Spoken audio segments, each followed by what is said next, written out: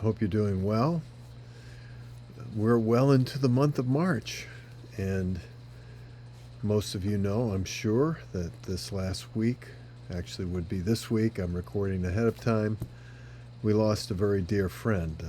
There's a verse in Proverbs chapter 18 and verse 24 that talks about the fact that says that the man who has many friends comes to ruin. And that would be true. No one can be everyone's friend. We just disagree on things, and we can't be that close with everybody. It goes on to say that there is a friend that sticks closer than a brother. This last week, on Monday, or actually Tuesday morning, we lost a very dear friend. We lost Pastor Paul Wheelock. Incredible friend. I think that verse speaks aptly to him. And we have spoken in the past. I'm thankful that we had the opportunity to do a tribute to him while he was still alive. But even more than that, in reflection, one of the things that I can certainly say about Pastor Wheelock and Esther is that they've been the kind of friend that just sticks closer than many times the loved ones that we have in our life. They just simply couldn't see it. They couldn't be anything but kind and faithful to Sue and I. Throughout our time with them, we've been encouraged, we've been supported, and certainly there are others in the church that we could say this about. They've had our back. They've made sure that we felt loved and encouraged at all times, and not to mention the fact that they were always available to serve in any capacity that was asked of them. No job was too menial. Nothing was too mundane. They were simply available. What a blessing it is to have people like that in our life. And I know I'm certainly, and I'm sure we're all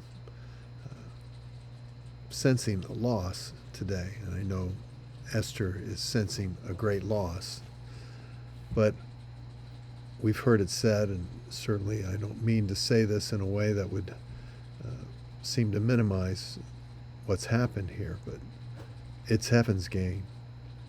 And what we do know is that Pastor Wheelock lived his life as a faithful believer.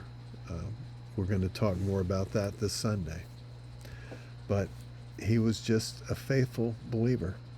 He was a servant of servants. He was the person that you could count on no matter what the task. And there's very few that have that mindset in the body of Christ. I'm thankful that in our church we have quite a number of them.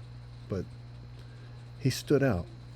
And I know in heaven, he hasn't taken his eyes off this church. He hasn't taken his eyes off of those people. If there is a crystal sea and people cry out, which I certainly believe with all my heart in Revelation 4, that crystal sea, or the great cloud of witnesses that we're all running our race in front of, if they couldn't see us, we wouldn't be running in front of them in Hebrews 12, verse 1 and on, then I have to believe that he's right there rooting for you and me and the rest of the church, and with his eyes on his family, and just encouraging us in the ears of God to move on our behalf. So I just want you to take a moment perhaps and reflect. Thank God for the people in your life that are those kind of people, friends that stick closer than a brother. Don't take it for granted that these people are there. I guess it's so easy for us to become familiar with these people, as if we can always just be assured that they'll be there. Well, I'm lacking one today. Sue and I are lacking one. And we certainly feel that loss. And we know that Esther is feeling that loss. But we're so thankful that we have a living hope. And so thankful that our hope is not based on anything other than what Christ himself has done for us.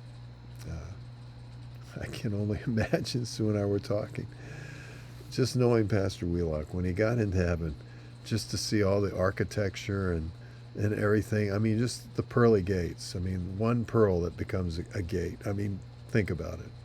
Can you imagine? I mean, he used to find the most pleasure in how things were made.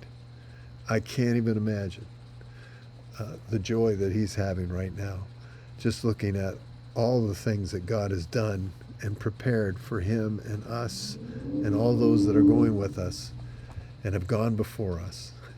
I'm sure he's having a blast. But please don't ever think he has a friend that sticks closer than a brother. He's there. He's begging God on your behalf also. Till next time, friends. God bless you.